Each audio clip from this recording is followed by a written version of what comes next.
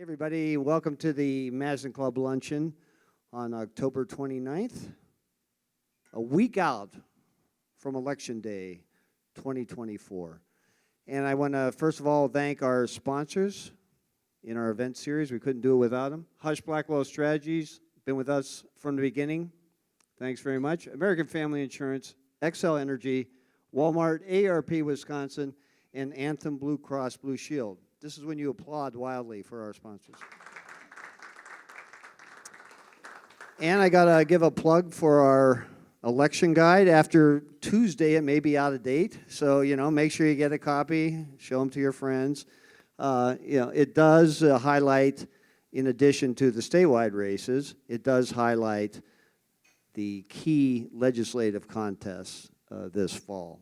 So we all know that there are new maps, and we have links to the new maps and the key players in those districts. What our election guide doesn't talk about, though, is city referenda or school referenda. And there are many of those on the ballot this fall. One here in the capital city, of course, that is creating a lot of interest. And so we invited the Madison mayor to come and talk about it. Welcome. Thank you so much. All right, well, let's just talk about why, we cover state government, the budget, in addition to elections. One of the big things from the session that's formally wrapping up at the end of this year was the big shared revenue agreement that helped out Milwaukee County, and supposedly helped out cities throughout the state. So why does the city need a $22 million city referenda approved if the shared revenue package passed? Can you explain that, please? Well, I can. Yours isn't working. Now mine. Oh, here we go. All right. I can answer your question about shared revenue, but let me start by saying it's the wrong question. Okay. So, oh boy. Here we go. In and out, in and out. No, it's working now. We'll see. Maybe I should just not move it. Okay. I almost feel like we don't need them.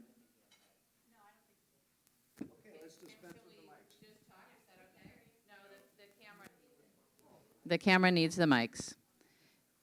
So we will continue to use them. And thank you to our teams from both the award-winning Madison City Channel and WisPolitics, who are taping this. So the short answer on shared revenue is that while, yes, the city and county of Milwaukee got, I'm going to say some of what they needed, along with a number of poison pills that they had to swallow.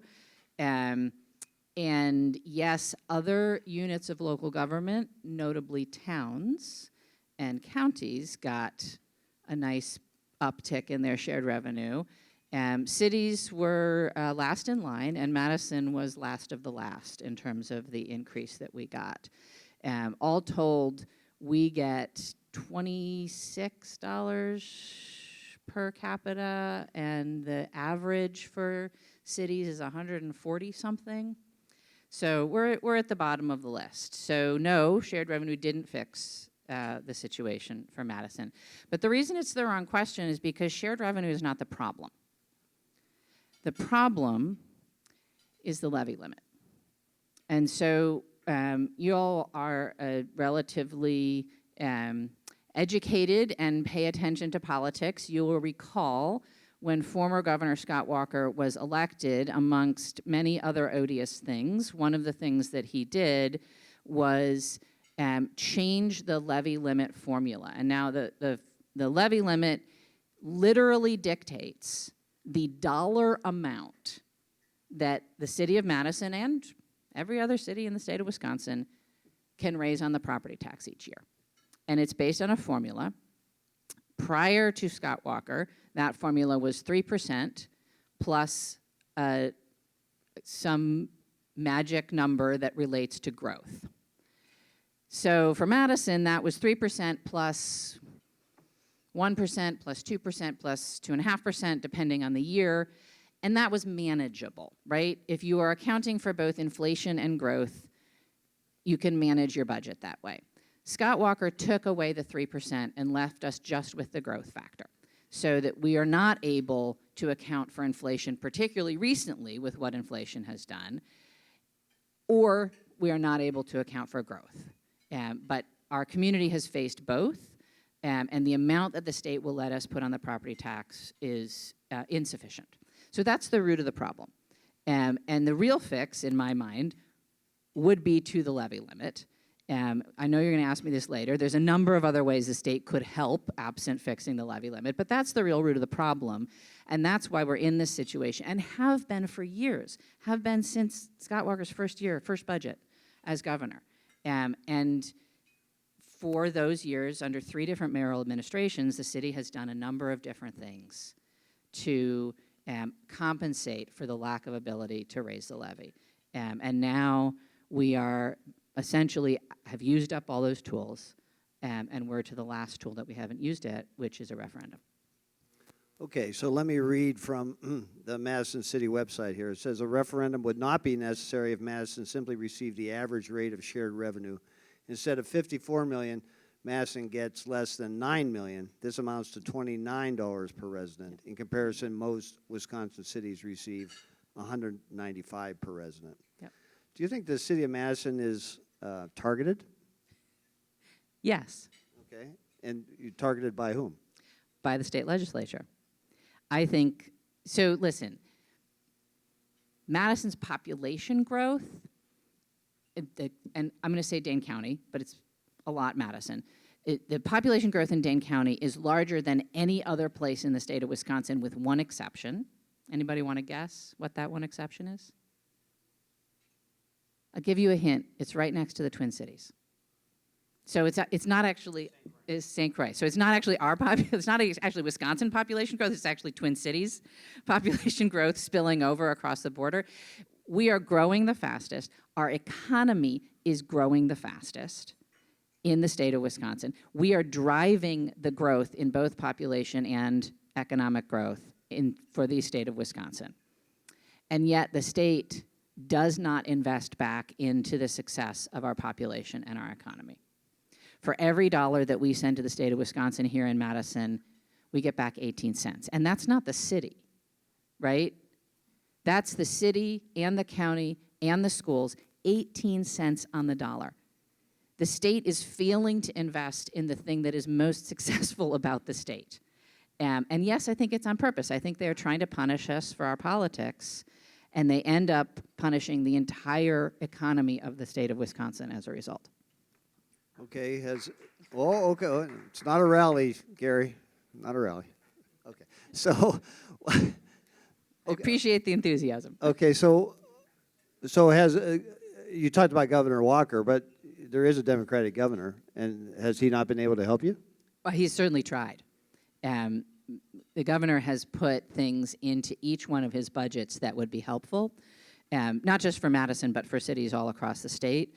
And as you know, the governor's budget arrives at Joint Finance and promptly gets thrown into the trash bin, and Joint Finance proceeds to write their own budget, and none of the things that would be helpful to municipalities survive that process. Well, but, okay, the shared revenue bill was some sort of compromise between the governor and the Republican legislature. It just didn't take care of your problem. Or other cities have the same problem as Madison, right? Yes, and I mean, what you see even just locally, we have Fitchburg going to referendum this fall. We have Monona going to referendum. Village of Oregon is going soon. Maple Bluff is going. We had Middleton go 2 years ago.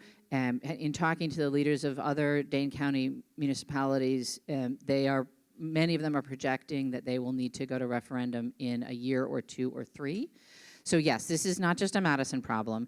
There's 50-something different municipalities that have gone to referendum across the state. I'm not talking school districts, I'm talking cities. Right. And in conversations with other mayors across the state, while they were grateful, and don't get me wrong, I'm grateful for the small increase in shared revenue that we got. They are grateful for that increase, but it is not enough to solve their problem. And it's certainly not enough to solve their problem over the long term. So yes, there was a compromise that increased shared revenue, which was a good thing. no, it did not solve, frankly, anybody's problem, even Milwaukee's in the long term. So, But Milwaukee has local taxing options, which City of Madison does until not. they solve their pension problem. Right. Do you think that the City of Madison should have local taxing options? I do, and I'm about to say something that I do not expect ever to come true. I think that municipalities in the state of Wisconsin should have the option to do a local income tax, because I think it's the most progressive way to raise funding. I don't think we're ever going to get that. I think we will be lucky if Madison and perhaps other municipalities will have the option to do a bump up in the sales tax. I think that's the most likely thing to increase the local options. Okay, so there's going to be, at least 30 new members of the legislature in the new session. It will start in early January, and the Democrats are hopeful of flipping one of the houses this time around, the Assembly. But even if the Republicans maintain control and there are smaller margins, in both of the houses, do you think that bodes well for the kind of remedies you're talking about? I do. I think that part of the dynamic up until now has been the fact that we really haven't had competitive legislative districts. And so people who get elected to them are thinking much more about their primary than they're thinking about the general election. And I think with the new fair maps, that dynamic, I hope, will shift in that people need to think much more about the general election than their primary. And I don't know what that will do to the partisan makeup of either body, but I do hope that it means that we get people who are more interested in actually seriously governing and solving problems. And so one of the things that we've been doing at the city is having preliminary conversations with folks that we are fairly certain will be in their offices after November. Once we know next week who will be in office, then we will start to expand those conversations to more and more people who will be in the legislature. And hopefully we'll have an understanding, if not of Madison's issues, then of the issues of local government in their districts. So it really will be a conversation, I hope a different conversation with under the new maps. And anyway, I could go on and on, but I think that there is some opportunity to build coalitions. I think there's opportunity for cities across the state to work together on this issue, and also for folks who care about local government and the services that we provide to work together across the state on this issue. Okay, so how are you feeling about the referendum passing on, early voting is underway, but, when the results are in, how are you feeling about it? I am feeling cautiously optimistic. We have had a lot of conversations with folks. We've tried to put out a lot of good information, and it's completely anecdotal. I don't have any polling or anything like that, but anecdotally, I feel like, well, nobody loves the idea of going to referendum, and I should be 100% clear. Nobody at the city loves the idea of having to go to referendum either. Nobody at the city loves the idea of raising property taxes. Nobody at the city loves the idea of having to cut services. We are put into this box and into this situation by the and we are dealing with it because we're forced to. But based on the conversations that I've had with folks, I think people understand the dynamics. I think people value city services and want to see them continue. And I think that our community is a relatively prosperous and relatively generous community, and they understand that looking at 60-something cents a day on the average home is really not that much of an increase, and that people can support paying that in order to continue to have good services at the city level.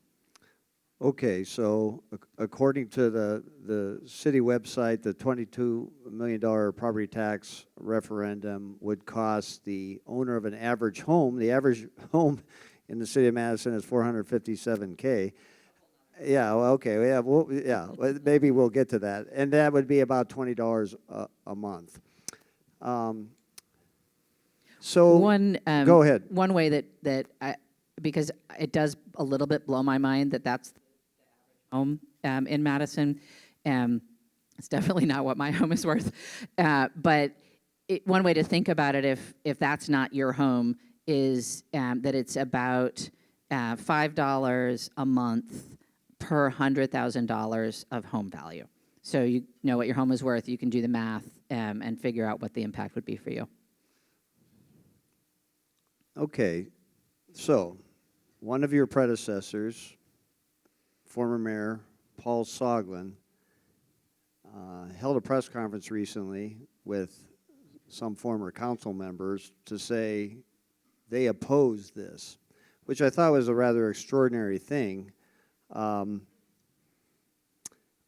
What do you make of what Paul Soglin said? He said that the lobbying effort was, the fixes with the state legislature and the lobbying effort has been insufficient. So I would say two things. One, I think it's really unprecedented for a former mayor to do something like this. And it's not a good precedent. So let me just say right now that I won't do that to whoever comes after me. But anyway, you know, previously they just took pot shots at each other in the press and wrote columns or blogs. I also am not going to do that. Okay. But pay attention, Mayor Dave. Yeah. But here's the thing. I actually, I kind of think it's a compliment, because I think what Paul is saying is that he somehow thinks that I am so persuasive or powerful that I could get a meeting with the appropriate people and change their minds in a way that he wasn't able to do, and that Dave wasn't able to do, and that our Dane County delegation hasn't been able to do, and the governor hasn't been able to do. Like, it's sort of a compliment that he thinks that I have enough power and influence that I could, you know, walk up to the state capitol and just get what I wanted like that. It's not true, by the way. I wish it was, but so I take it as a compliment, and it's also. You know, this is what women leaders deal with every day, right? We are told both that we're incompetent and that we're all powerful, and you really can't have it both ways. But to answer the actual underlying question, of course we have lobbied the state government. Of course we have talked to the governor's office. Of course we have talked to legislators. Anybody who pays even the smallest amount of attention to state politics knows that if Madison comes in with a full court press because we want something, it's dead on arrival. Because we want it, it will not happen. And so we have had to, under this legislature, work in a number of different ways, behind the scenes, in coalition, asking partners and friends to make requests for us and to try and get some small things done. Because, as you referenced earlier, Madison does have a target on us from the state legislature, and it is incredibly hard for us to get anything done. That has been true for a while. And I think at least the previous two mayors, if not more than that, understand that and know it. So realistically, it is not useful to spend time performatively lobbying. It is useful to work in ways that might actually be successful and that are actually strategic. And so that's what we have been doing. It is what we will continue to do. And all of this conversation about did they lobby enough, did they not, did they spend enough money, did they not, I thought we were supposed to be responsible with the taxpayers' dollars. I'm not going to spend a whole lot of money. I'm not going to spend a whole lot of money on something that's not going to work.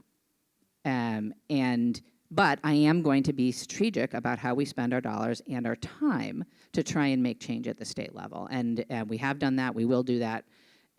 Particularly around this issue going forward. Again, now that we have fair maps and there is actually hope of having some folks elected to the legislature that are serious about governing. Okay, I think his one particular beef was that the paid city lobbyist position was no longer there, right? That it was, It's just not true.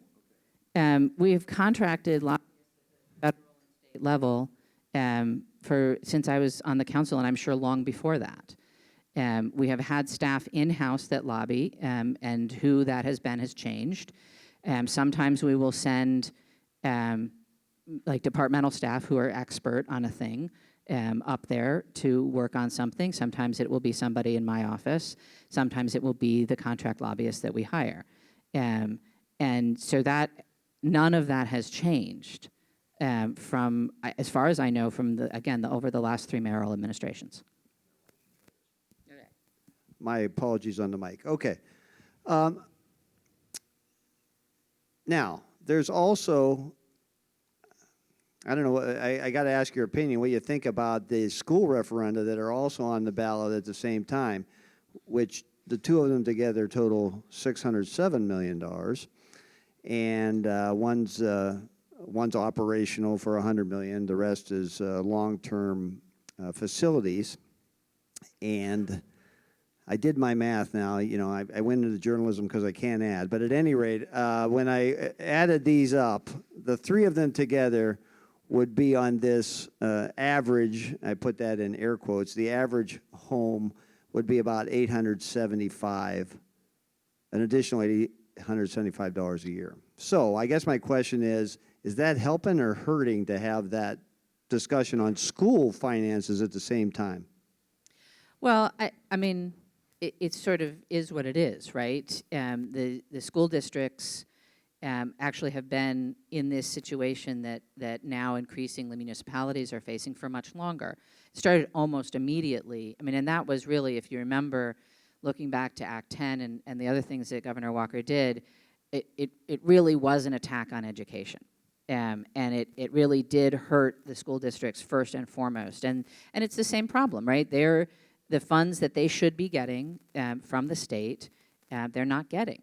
And all of these, it's really ironic in some ways because the way that they talked about it all was that they were going to save taxpayers money, right? And that they were going to reduce taxes. And all they did was shift the burden from the sales tax and the income tax to the property tax. And they made it our fault at the local level. It's just, I mean, if you look at the way that other states do this, it's ridiculous. Other cities have many more options for revenue. Anyway, I digress. So the school district is in a very similar bind. They also need a different way of funding education from the state. I don't begrudge them going to the ballot. And, you know, I think they make a persuasive argument for the funds that they need as well. I've heard, I would say, slightly more mixed reactions in the community, but all told, we have a pretty strong record of passing referenda here, and our schools are absolutely critical to the quality of life here in Madison and our future as a city.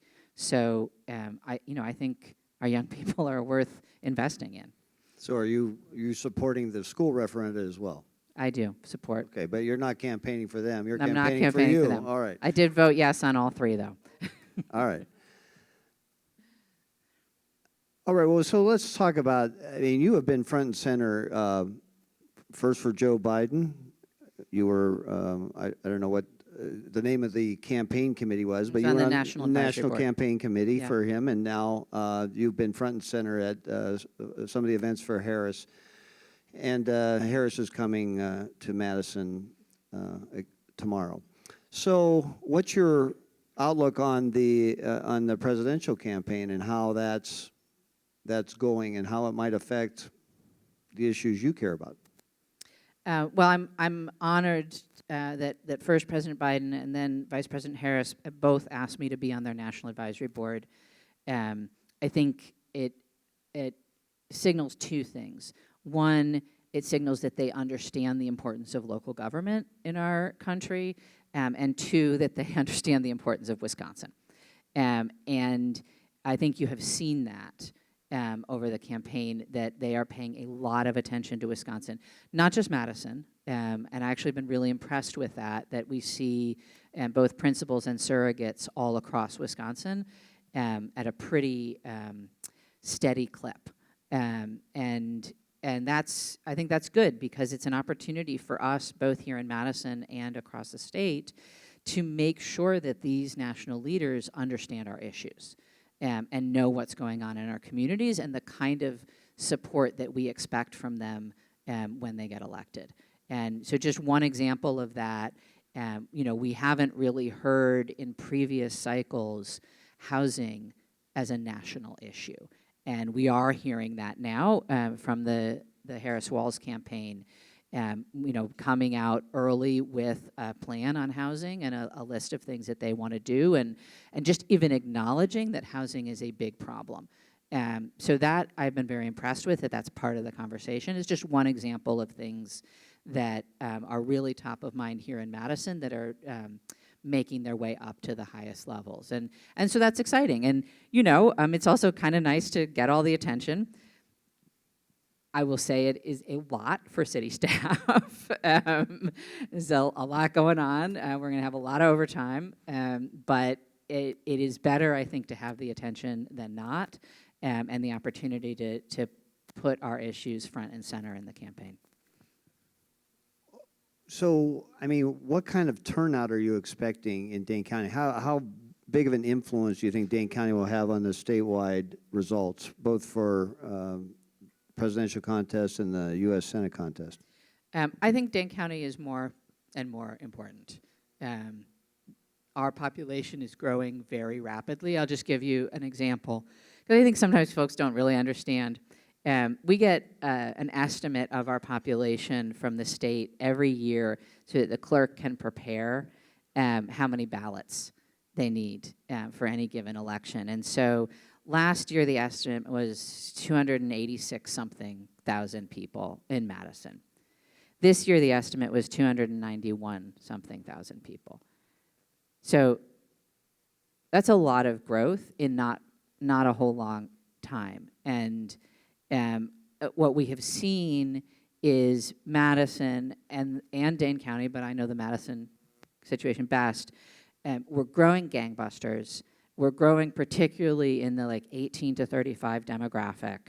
And, I don't want to make assumptions about party identity or how people are going to vote, but we know what kind of community we are.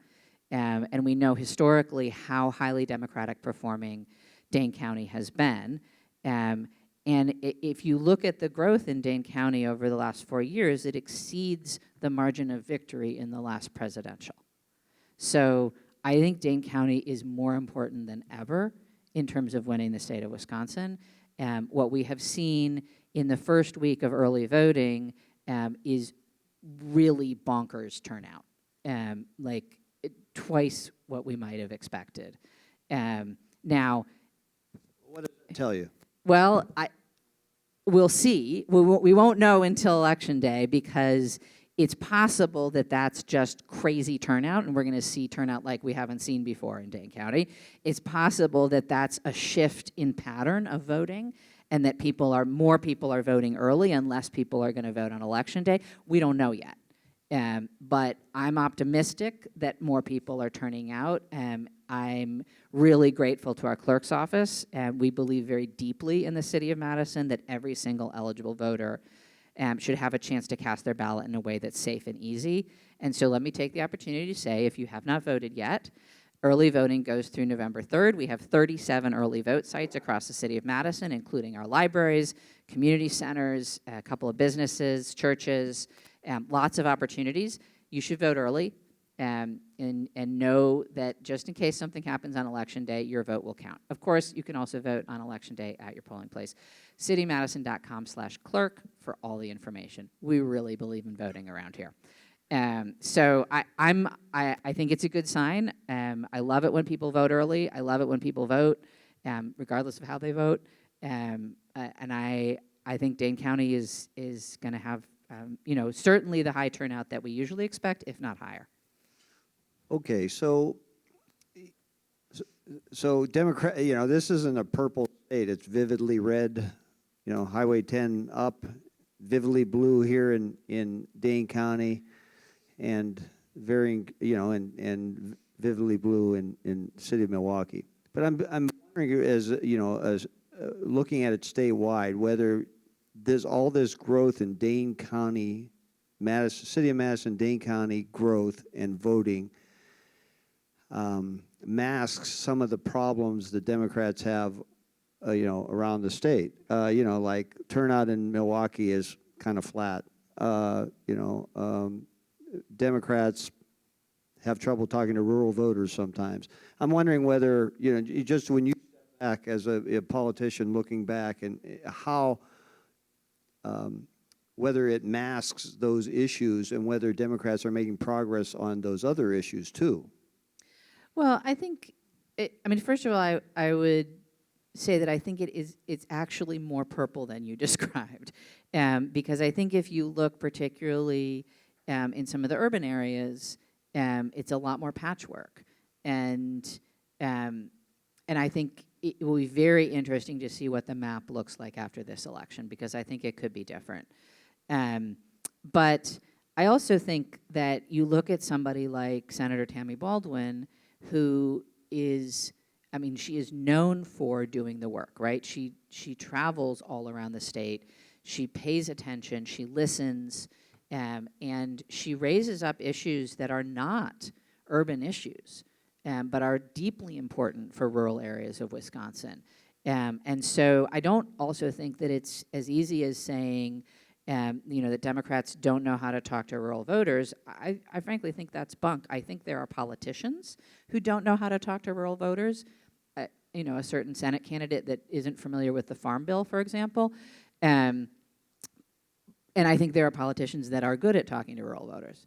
And I don't know that that is super clear across party lines.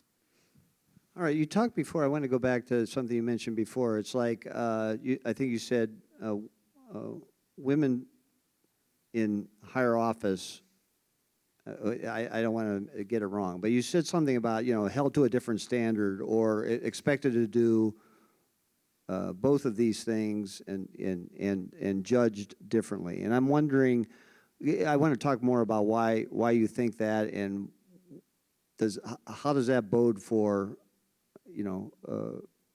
Kamala Harris overcoming some of those barriers? So how far back into the patriarchy would you like to go? I think you can just see it. You can see it in the presidential, right? You can see in how, folks talk about the vice president and, oh, well, I don't really know her well enough. I don't know what her policies will be. I don't know what her plans are. And while her opponent is, flat out racist, sexist, misogynist, crazy, you don't know what his plans are either, except, oh, they did write it down in Project 2025. I guess you do know what his plans are. There is a clear double standard going on. And it is not just in the presidential. It is in every single race where there is a woman running. And even when you have multiple women running against each other, there is still a double standard. We are expected to be perfect. And we are not allowed to make mistakes. And we are accused if we are too strong at being, bitchy and bullying, and if we are not strong enough at not being fit and not knowing what to do. I have been accused both of of being a puppet master for the council. Oh my God, I wish. Council has a mind of its own. Anybody, you don't really have to go to a council meeting to figure that out, yeah. And of being incompetent. Like I can't be both. I can't be like this mastermind behind the scenes and also be incompetent at running a city. And it really is. You don't see that directed at male politicians in the same way that it's directed at female politicians. Well, how do you think Harris is handling that? Honestly, I think she's handling it really well. And it's surprisingly, she's handling it by not talking about it. She has not made her identity central to the campaign, and I think that's really smart. She's made her experience central. She's made her policies central, and to the extent that they are centering things that are not like that sort of concrete stuff, it is excitement and joy, which our country is in desperate need of. So I think she's taken a really good tact on it. Okay, do you think that that's in contrast, like lesson learned from the 2016 campaign? I think that the DNC has learned a lot of lessons from 2016. For one, Harris is coming to the well, state. we're seeing a lot of them here in Wisconsin, which is a really good thing. But yeah, I think that there's certainly some lessons learned there. But I also think that Secretary Clinton and the Vice President are just very different people. Okay, so now, because we mentioned 2016, Jill Stein's on the ballot again. And I don't have to remind people about what happened in 2016 and Jill Stein, but, she's on the ballot again, and I read people quoted saying, oh, well, that could be an option for them. What would you say to the people who are thinking about Jill Stein instead of voting for Harris? So this is not a thing I think that I've said publicly before. The first campaign contribution that I ever made, I lived in California, so that's my excuse, and it was a Senate campaign, and it was a Green Party candidate. And so I understand the appeal. I understand that people feel like maybe your values align better with a third party than either the Democratic or Republican parties. And I actually really believe that our country would be better off if we had a multi-party system that was legitimate, where we had other parties that actually stood a chance of winning things at the national level. Now, at the local level, it's a different story. But at the national level, we're not there.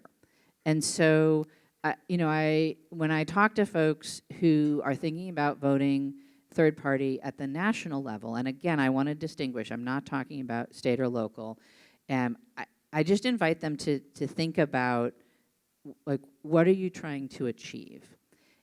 Somebody said it's not, this is so of the moment, your vote's not an Uber. It's not going to take you exactly where you want to go. Your vote is your vote is a bus. You're getting on a bus to get closer to where you want to be. There is no politician, including myself, who is perfect, who can perfectly represent every single one of our constituents. And so we can't expect that from people, right? We have to be strategic in our voting and think about what is going to get you the best outcome here. And so that's my general sort of argument around the question of third parties. But in this specific case, the consequences of Donald Trump having a second term are so dire for the future of our democracy and our country that I do not understand how anybody cannot see that danger and think, I have to do anything I can, including be strategic in my vote, to prevent that from happening. And it is absolutely, whatever third party we're talking about, it is absolutely clear to me that voting for a third party is taking away a vote from one of the two main parties. And so to take away a vote from Vice President Harris and increase the chances that Donald Trump gets a second term is inexplicable to me. And I invite people to think about it in that context. It is not a protest vote. It is not going to make the vice president suffer. It's not going to make the Democratic Party suffer. It is going to make our entire country and our entire world suffer. Okay, before we go to some audience questions, you mentioned the bus. So, and then I get to ask you about bus rapid transit. Okay, so, if the gripe factor is high. One of my favorite topics. Yeah, no, but I'm just saying, okay, Madison likes to complain about things, right? We've heard a lot of complaints about, there's a lane missing now on, whatever street you like to drive downtown on, or whatever. And I'm just saying, so I guess, what's your assessment, since it's rolled out now, of all those complaints and how it's rolled out and how you think it'll be in a year in terms of bus rapid transit? I think we had an actually comparatively relatively smooth rollout for the Rapid A line and the new bendy buses.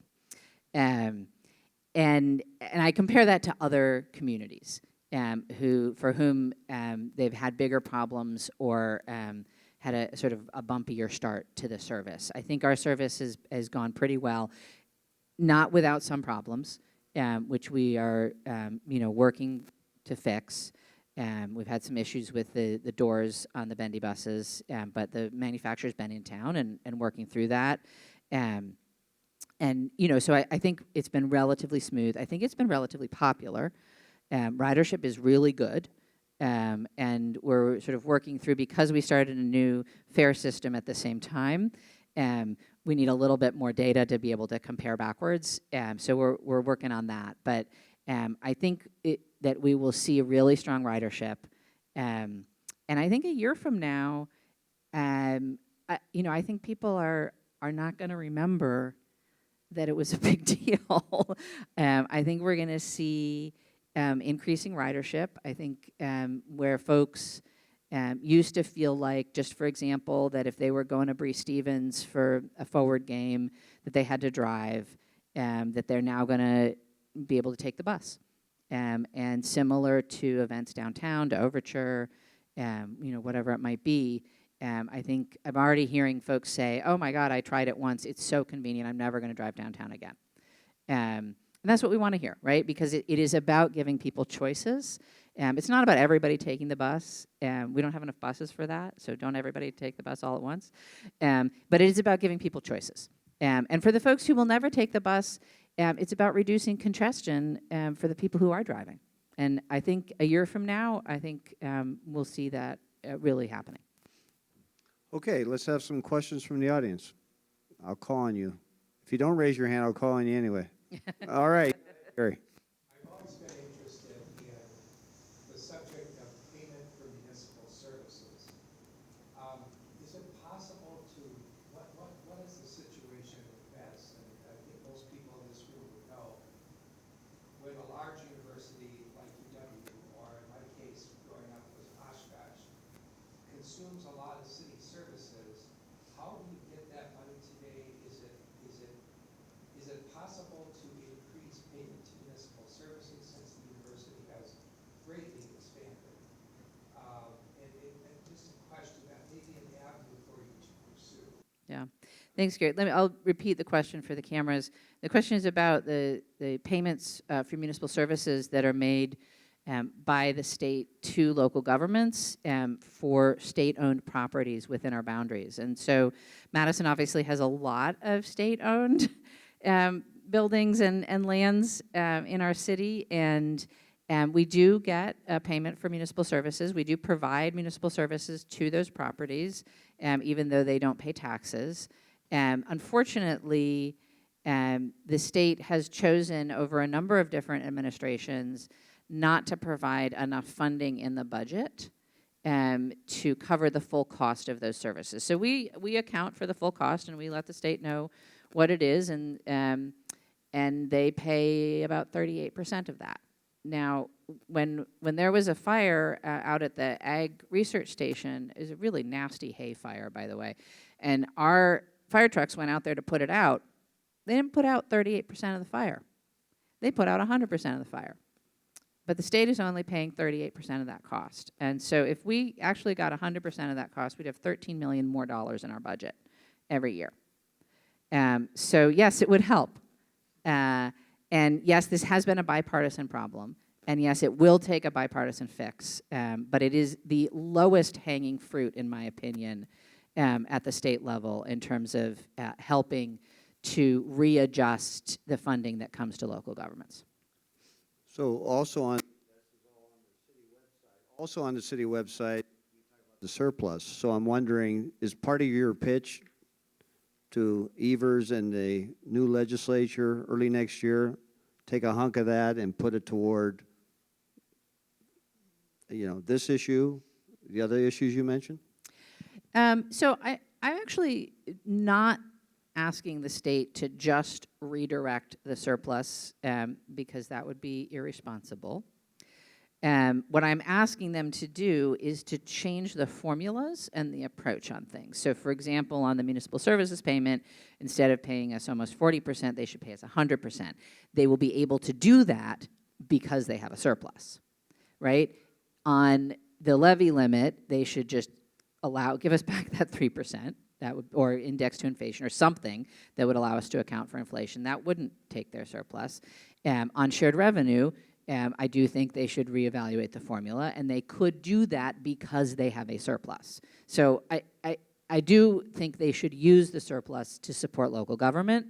I'm not asking for just a direct grant. I'm asking them to fix the structural problems. And in an environment where you have a surplus, that becomes possible. Whereas if you didn't have that surplus, I think it would be we'd be having a different conversation. But right now, they're extracting money from our populations, and they're saving it in their bank account. And we have real needs and issues that we need to address at the local level, and we're not getting the help we need from the state. Sorry, you didn't ask about this, but I'm just going to go for it. One thing, the state of Wisconsin gives us practically $0 to deal with homelessness. And we have a big problem with unhoused people in this community who need housing and need services. And it's not just Madison, other communities have this problem too, but we get zero help from the state. That's crazy. Now, part of your question was about the impact of increased property taxes. It is definitely on my mind and on the mind of many people in the city, what the impact of raising property taxes is, particularly on long-term fixed income or low-income homeowners. Is also on my mind the impact of what property taxes are in terms of people's ability to afford to move into ownership. There is very little that we're allowed to do under the state's constitution to address the issue. We're not allowed to give tax credits under the state constitution. Other states have tax credits for long-term homeowners or for first-time homebuyers or for, take your pick. We can't do that. So we have to work around the issue. One example is the MADCAP program, which gives people a credit on their municipal bill. Most people think of it as the water bill. That gives low-income households a credit on that bill. Because we can't help with the property tax, we try and help in a different way. Similarly, we have programs that try and help people rehab their homes if they maybe don't have the funds for that. But we're very constrained by the state in the ways that we can work to help relieve some of that increase in property tax onto lower or fixed income households. Okay, it's a multifaceted thing, housing problem in the country. There was a bill that passed and signed into law by Evers to try to help with this. A lot of the realtors and others were part of that. Although there's been some hang-ups with the, with the TIF, use of TIF, or the inability to use TIF, I think it is. And now, okay, so But we are trying to get creative on just on the use of TIF question. I think the things that the state has done have not really been impactful for Madison, mostly because a lot of the push has been towards, revamp your zoning, make it easier to build. We've done a lot of that. There's more to do, and we're working on that. But a lot of the things that I think are to make it easier and cheaper to build, we have looked at those already, and whereas other cities or places in the state maybe haven't yet. Similarly, while I love WIDA and the work that they do, a lot of the programs that are designed to actually bring WIDA cash into communities are maybe not as competitive as the ones that we already offer, or aren't a good fit for Madison for various reasons. So I think it's good that the state is working on this. Every community should be thinking about building more housing and more affordable housing. But Madison's in a little bit of a different situation in terms of the stuff that we've already done. Well, but the building community has to be involved too. They have to be, the biggest complaint I hear from the building community is, well, if I build in the city of Madison, the fees are so high that it's driving up, if I'm building a single family house, the fees are enormous. Yeah. compared It's to actually, outlying areas. I But- don't think it's actually the fees. Okay, I think it's the cost of land.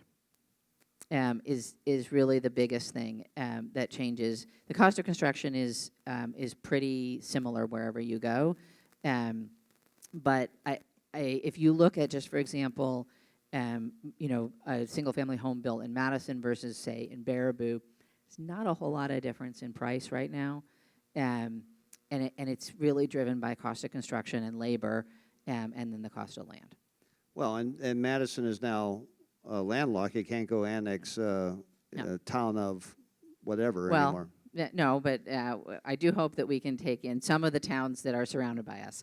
And yes, there's plans for Well, that. how would in the that long term. happen? Well, so like we did the town of Madison, right? So the town of Madison You was... have to negotiate with the town. Yeah, and we have negotiated agreements with most of the towns that in the long term will come into the city. But we do use TIF funding to support affordable housing. We are looking at more ways to do that. Unfortunately, unless something changes at the federal level or in the market, the answer on housing is really that we need more money in the system because we need to build more. And so, we're looking at every pot of money we can to support, the production of more housing, more affordable housing, and the programs that would help get people into that housing. Okay, Madam Mayor, thanks very much for being part of the program today. Thanks to all of you. Yeah, thank you all. Thanks Appreciate to your our attention. sponsors, Walmart, ARP Wisconsin, Anthem Blue Cross Blue Shield, Huss Blackwell Strategies, American Family Insurance, Xcel Energy, and Wisconsin Insurance Alliance, which sponsors the Wisconsin Eye broadcast. So thanks, everybody, and go to the website for election results and information on our next program. Thanks, everybody.